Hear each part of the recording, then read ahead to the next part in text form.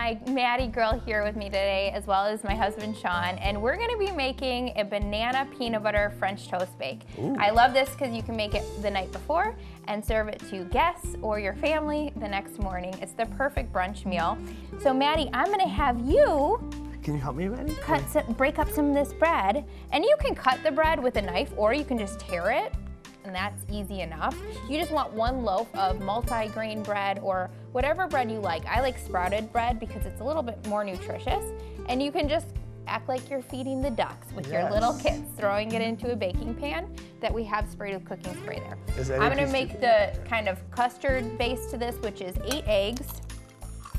Anytime I use 8 eggs or a lot of whole eggs, you could swap some out with egg whites as well for a little bit lower calorie content. But the yolks is really where a lot of the nutrition is, and it makes it really rich in flavor. So this is a peanut butter banana French toast. So I know that's one that my little girl Maddie would love as well, right? Maddie, you love bananas and peanut butter. Who doesn't?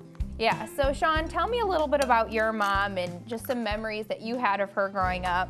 Well, my mom was the type of mom that would make all 3 boys 3 separate meals, even maybe my dad a separate meal as well. So that's, I feel like, how I got to be so picky.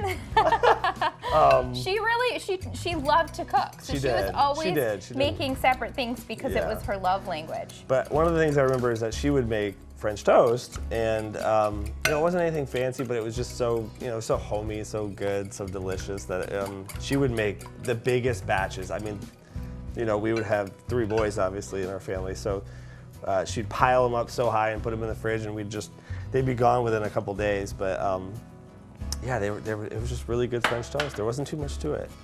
Yep, that's when I remember dating Sean when we were 15 and 16. I would go to his house, and I felt like his mom was always cooking, and she was always making French toast. So to the eggs, I added 1 cup of milk and a ½ cup of peanut butter that I softened in the microwave just so it's easier to mix. And then about a 1/4 cup of sweetener of choice, and then a ½ cup of maple syrup. And that adds a lot of sweetness, so really with the bananas and the maple syrup and the sweetener, you don't need to even add syrup to this French toast bake. It has it all baked in. Then 1 teaspoon of cinnamon and a 1/4 teaspoon of salt. And then I'm gonna just whisk this all together. Sean, when you guys are done with the bread— Do you want all this in there? Yep, just the whole thing of bread, whole loaf. When you're done with the bread, you can cut up those 2 bananas. You want to use 2 ripe bananas so that they have the sweet flavor that tastes so good. That looks so good, Maddie. You're doing so good, honey. Okay, those look great. Now you can hand me the knife and you can throw those in.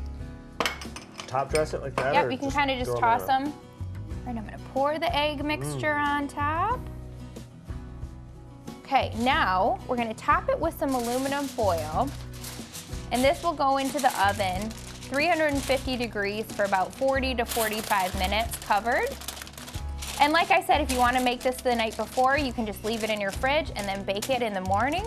It's the perfect way to start a day, and it's also a wonderful thing to make with those that make you a mommy if you're a mom.